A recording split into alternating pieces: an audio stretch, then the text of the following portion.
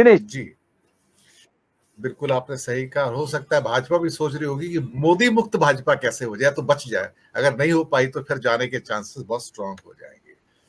अरुण शर्मा जी, जो बात राजेश जी ने, अरुण जी ने और प्रकाश जी ने कही वो सर्वथा उचित है, लेकिन क्या है ना कि ये पब्लिक है, ये सब जानती है, अंदर क्या है बाहर क्या है ये सब कुछ पहचानती है। हालात इतने खराब हो गए। मैं जनवरी के महीने से एक बात कह रहा था अपने चैनल पे, अभी भी सारे ऑन रिकॉर्ड है, कि इस बार तेलंगाना में कुछ बड़ा होगा जिसकी आप कल्पना कभी नहीं कर सकते हो। मेरा इशारा कांग्रेस के रिवाइवल की ओर था, जो कि दक्षिण भारत में बिल्कुल हाशिए पर थी, कि तेलंगाना वो पहला स्टेट होगा जहां पर ये वापस आती हुई कांग्रेस नजर आएगी। उसका एकमात्र क्रेडिट जाता है राहुल गांधी को। सब एक टाइम था, अगर हम सपोज करो कि तेलंगाना को नॉर्थ ईस्ट साउथ वेस्ट में अगर देखें, तो जो ईस्टर्न तेलंगाना होता था वो बहुत बड़ा गढ़ होता था कांग्रेस का। हमेशा मेजर सीटें आती थी वहां पर, और उसके अंदर आपकी भद्राद्री, मुलुगु, जयशंकर और साथ में खम्माम डिस्ट्रिक्ट, ये उनके गढ़ हुआ करते थे। और इस बार जो वेस्टर्न हमारा जो सेगमेंट आता है, जो जिसके साथ लगा हुआ हैदराबाद कर्नाटक है, जहां चुनाव हुए थे, कांग्रेस ने स्वीप किया एक्चुअली कर्नाटक चुनाव में, जिसमें सांगारेड्डी, विकारापेट और नारायणपेट के डिस्ट्रिक्ट्स हैं। मेरे सामने मैप भी है, मैं देख सकता हूं, मुझे मालूम है, सारा नक्शा पता है ऊपर से लेकर नीचे तक। तो मैंने पाया कि कांग्रेस का रिवाइवल ना केवल ईस्टर्न पार्ट में है, ना केवल वेस्टर्न पार्ट में, सदर्न पार्ट में है। और सदर्न पार्ट आंध्रा को टच करता है, जब ईस्टर्न पार्ट छत्तीसगढ़ को और महाराष्ट्र को टच करता है, और वेस्टर्न पार्ट महाराष्ट्र और कर्नाटक को टच करता है। तब मुझे महसूस हुआ कर्नाटक इलेक्शन के बाद पहली बार कि कांग्रेस का रिवाइवल होने जा रहा है, खास तौर से तेलंगाना के अंदर। और ये इतना बड़ा होगा कि वहां पर बीजेपी का ग्रहण लग जाएगा, खत्म हो जाएगी।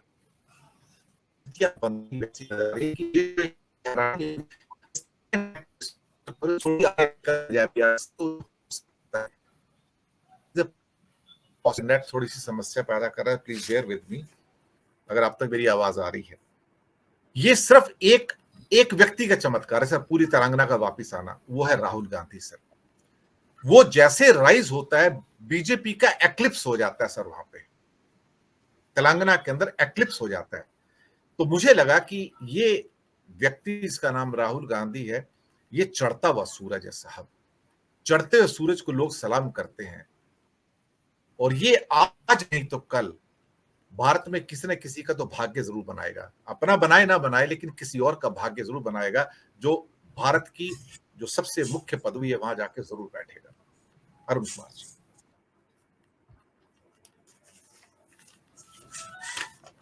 जी सर, मेरे पूर्व वक्ताओं ने वैसे तो बहुत सारी बातें आपको बताई हैं। राजेश जी ने बड़ा खुला फलसफा दिया है, और हरि भाई जो हैं उन्होंने प्रकाश जी को भी कहा कि वो हिंदुस्तानी है, वो कुछ प्रकाश डालें तो उनके नाम में ही प्रकाश है। जैसा आपने कहा कि आज कुछ बदलाव होने जा रहा है क्षितिज में, ये बात आपकी ठीक है, परंतु अभी उसमें 7 घंटे बाकी हैं। 7 घंटे बाद होगा। और एक नियम है एस्ट्रोनॉमी का कि कोई भी जब अपनी दिशा ग्रह बदलता है तो 3 घंटे वो स्थिर हो जाता है, उसमें कोई मूवमेंट नहीं होती। तो ये जो पेगासस का या अभी जो आक्रमण आया है उसका, जासूसी का, तो ये क्या है कि वो मोदी जी चाह रहे हैं कुछ स्थिरता हो जाए, और स्थिरता हो नहीं रही। कारण अभी मुझे थोड़े दिन, 2 घंटे पहले करीब महाराष्ट्र से एक रिपोर्ट आई है, जहां पर यह कहा जा रहा है कि महाराष्ट्र में हो सकता है कि बीजेपी सिर्फ 0 सीट ले पाए 48 में से। अब जब रिपोर्ट्स इस तरह की आएगी तो घबराहट स्वाभाविक है। और मोदी जी को जब जासूसी करते हैं तो यह पता रहता है कि मनमोहन सिंह साहब रेन कोट पहनकर नहाते हैं। तो सर उनको यह भी पता होना चाहिए कि देश में जो आप विघटनकारी बातें कर रहे हैं, उसका साफ संदेश ये है कि जो अभी आ रही है एप्पल की सूचना, वो सिर्फ विपक्षी नेताओं को है। और वो भी इंडिया के जो घटक दल हैं उनको है। तो सत्ता पक्ष के तो किसी व्यक्ति के नाम का उल्लेख आ ही नहीं रहा। जब उनके नाम का उल्लेख ही नहीं आ रहा, और अभी देसाई सर ने कहा, हरि भाई ने भी कहा कि ये जो घबराहट है, ये घबराहट है किस बात की? दरअसल है क्या कि मैंने बहुत पहले 4-5 साल पहले पहले नाम बोल दिया मैंने, प्रधानमंत्री का नाम परिधान मंत्री रखा था। कारण वो उसके मास्टर हैं बदलने के परिधानों को, और वो ऐसी अपनी छवि बनाते हैं, मोहक छवि बनाने की कोशिश करते हैं, जो कि मनमोहन सिंह साहब ने अपनी पढ़ाई के कारण वो मोहक छवि बनाई। चाहे वो इकोनॉमिक्स हो, चाहे वो हिंदुस्तान का बजट हो, ऐसी कोई पोस्ट नहीं है जिसपे उन्होंने अच्छे से काम नहीं किया। और मोदी जी ने अपनी स्वयं की छवि क्या बनाई, जैसे हरिभाई ने भी कहा, हिंदुस्तानी सर ने भी कहा कि उनकी छवि क्या है। वो बहुत पहले से कह रहे हैं मैं तो भीख मांगता था 35 साल, मैंने तो चौकीदारी की है, और वो जिम्मेदारी नहीं लेते थे। ये तो बात आपको भी विदित है कि वो अपनी पत्नी को छोड़कर भाग गए। तो देश की जिम्मेदारी ऐसा व्यक्ति कहां से लेगा, मुझे तो समझ में नहीं आता।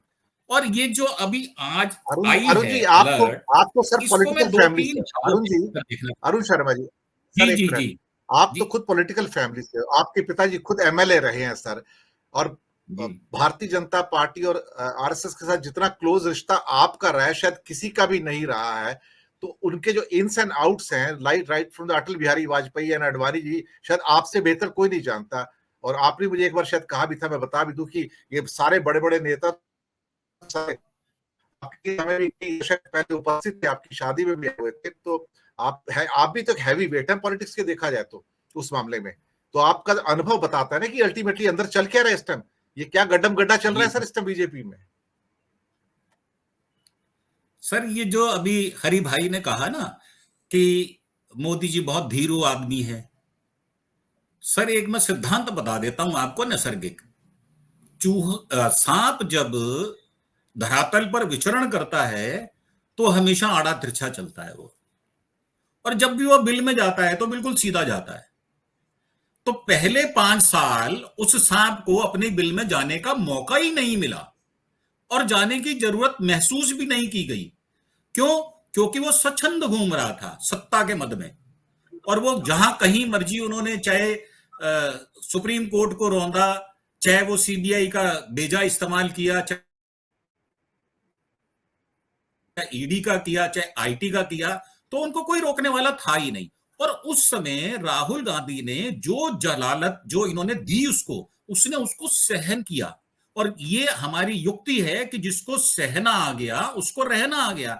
आज मोदी जी को रहना नहीं आ रहा, और आज राहुल गांधी को रहना आ रहा है। आप बात करते हैं मोदी जी ने कांग्रेस मुक्त, और वो कहते हैं कांग्रेस युक्त। तो शब्दों का फेर नहीं है, ये पूरी परिपाटी का फेर है। आरएसएस कभी भी किसी को चढ़ता हुआ नहीं देख सकती। आरएसएस का एक नियम है कि जो भी उच्च कुल का होगा, उच्च जाति का होगा, वो ही हमारा पंथ प्रधान होगा, चाहे वो कोई भी हो। आप देख लो, उनका कोई भी व्यक्ति ऐसा नहीं आया जो कि बहुत छोटे से घर से हो, बहुत तरक्की की हो, इस तरह। और फिर स्त्रियों का वो बिल्कुल आदर नहीं करते, ये तो मैंने प्रत्यक्षता देखा है।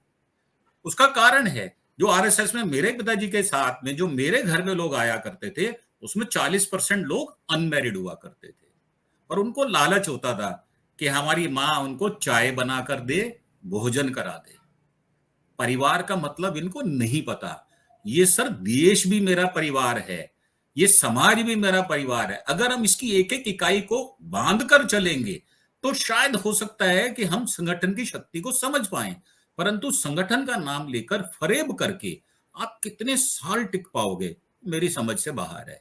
और वैसे तो पिक्चर बहुत अच्छी राजेश सर ने भी बताई है, प्रकाश सर ने भी बताई है, हरि भाई ने भी बताई है, और आपने बड़ा अच्छा होमवर्क किया हुआ है। आपने खाली मिजोरम का नहीं किया सर, आपने मध्य प्रदेश का भी किया हुआ है।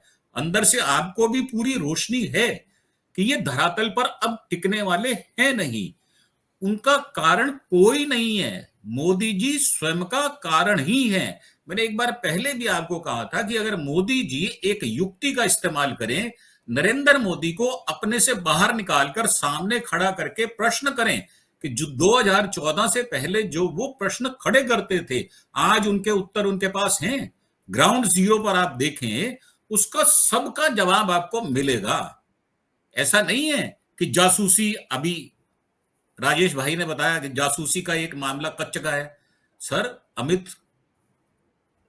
मिश्रा जी ने दिल्ली विधानसभा के अंदर 2-2.5 घंटे जिरा की थी कि कैसे उनके निजी कक्ष में कौन जाया करता था।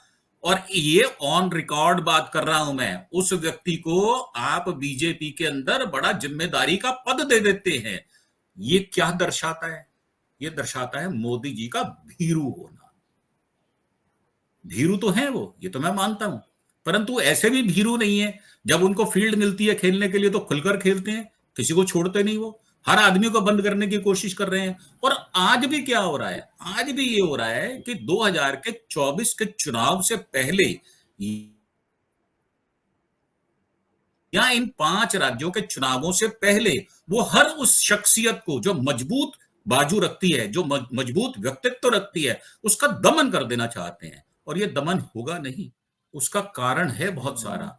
आपने समग्रता में कार्य नहीं किया, आपने एक ही दिशा में काम किया। वो है नॉन कंस्ट्रक्टिव, डिस्ट्रक्टिव आपका काम रहा है। कंस्ट्रक्टिव आपने किया ही नहीं है। अगर आपने कंस्ट्रक्टिव काम किया होता तो आज आप मुट्ठी की तरह थंब रूल कर रहे होते। परंतु आज हो क्या रहा है? आज आपके ही व्यक्ति, आपकी पार्टी के लोग आज विद्रोह कर रहे हैं। आप उनसे ही पूछकर देख लो ना कि बीजेपी का क्या हाल होने वाला है। अंदर से सबको रोशनी है, अंदर से सबको जानना है। और ये पता है क्योंकि सत्ता जाने वाली है। सत्ता का मैंने आपको पहले भी कहा था 40% भाग इस दिसंबर में चला जाएगा, 3 दिसंबर को, और 60% हिस्सा 2024 मई को चले जाना वाला है। ये मोदी जी अंदर से जानते हैं। अब रही बात राहुल जी की, राहुल जी को कोई नया नहीं पता कि उनकी जासूसी हो रही है। उन्होंने 5 साल उस पतंग को खूब ढील दी, वो खूब उड़ी, खूब ऊंचाई उसने हासिल की। परंतु जब राहुल जी ने उसको अपनी पैंतरेबाजी से, अपनी स्टडी से, अपनी चालबाजी जो उन्होंने सारी इनकी देखने के बाद जो अपना एक बनाया, लड़ाई करने का एक तरीका बनाया, वो ये बनाया कि मेरा काम भी हो जाए और मेरी लाठी भी ना टूटे। पंजाबी में एक कहावत है कि मोदी जी वैसा व्यक्तित्व रखते हैं कि पुछ-गिछ सारी, दासना कुछ नहीं है। इसका अर्थ आपको आता होगा। मोदी जी हर उस व्यक्तित्व से पूछताछ पूरी रखते हैं। ये कहां रोटी खा रहा है, डाइनिंग टेबल पे खा रहा है या किचन में खा रहा है, ये उनको पता होना चाहिए। परंतु स्वयं के बारे में तो कुछ नहीं बताना चाहते वो। क्यों नहीं बताना चाहते? क्योंकि वो भीरू हैं। सच्चाई नहीं है उनके पास। जो व्यक्तित्व सच्चा होता है वो खुले में बात करता है और खुले में व्यवहार करता है। तो मेरा मानना ये है कि मोदी जी जाने वाले हैं। और आपने एक कहावत और कही, मैं बता देता हूं। आज राहुल गांधी जी का हाल है, वो ये गाना गा रहे हैं कि हर फिक्र को मैं धुएं में उड़ाता चला गया। वो ठीक है, सिगार पीकर नहीं वो कह रहे, वो बगैर सिगार के कह रहे हैं। तो आज राहुल जी हर फिक्र को धुएं में उड़ा रहे हैं। वो कह रहे हैं कि जो कर सकते हो वो कर लो, मैं डरूंगा नहीं। और ये प्रत्यक्षता प्रमाण है। और ये आपको तसल्ली देने के लिए कि ये जो स्थिरता आज 3-4 घंटे के लिए है, ये कल आप देखना इसका क्या रिजल्ट, क्या रिपरकशन आने वाली है, वो आपको स्पष्टता मालूम हो जाएगी। जी।